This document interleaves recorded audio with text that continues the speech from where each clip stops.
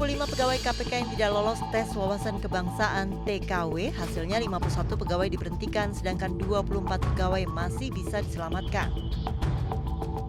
Badan Kepegawaian Negara BKN menilai keputusan terkait nasib pegawai KPK yang dinyatakan tidak memenuhi syarat menjadi aparatur sipil negara ASN sudah sesuai undang-undang.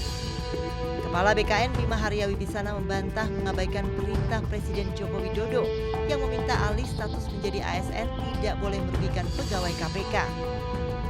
Mereka masih bisa menjadi pegawai KPK non-ASN hingga 1 November 2021 sesuai undang-undang dan mendapat hak sebagai pegawai ketika diberhentikan. Ini juga sudah mengikuti arahan Bapak Presiden bahwa ini tidak merugikan ASN dan di dalam keputusan MK tidak merugikan ASN-nya itu sesuai dengan peraturan perundang-undangan yang berlaku. Karena yang digunakan tidak hanya undang-undang KPK saja, tetapi ada undang-undang nomor 5 2014 tentang aparatur sipil negara.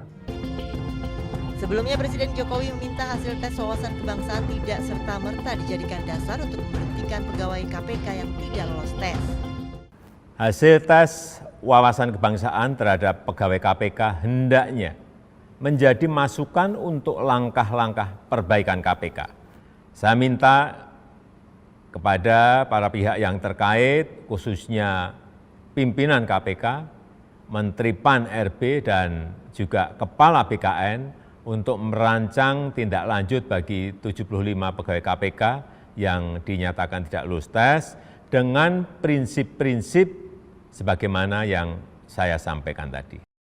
Dari 75 pegawai KPK yang tidak lolos tes wawasan kebangsaan TKW atau alih status menjadi ASN, 24 pegawai masih dapat dibina dan mengikuti pelatihan bela negara.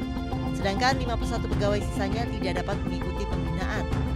51 pegawai yang dinyatakan tidak memenuhi syarat dipastikan tidak bisa bergabung dengan KPK mulai 1 November 2021. Mengingat pada 1 November 2021 seluruh pegawai KPK harus sudah berstatus ASN. Dan kemudian kita sepakati bersama dari 75 itu dihasilkan bahwa ada 24 pegawai dari 75 tadi yang masih dimungkinkan untuk dilakukan pembinaan. Jadi sebelum diangkat menjadi ASN. Sedangkan yang 51 orang, ini kembali lagi dari asesor, itu sudah warnanya dia bilang sudah merah. Dari 75 pegawai KPK yang tidak lolos tes wawasan kebangsaan, KPK tidak mengumumkan nama-nama siapa yang masuk kelompok 51 orang, termasuk nasib salah satu penyidik senior KPK, Novel Baswedan.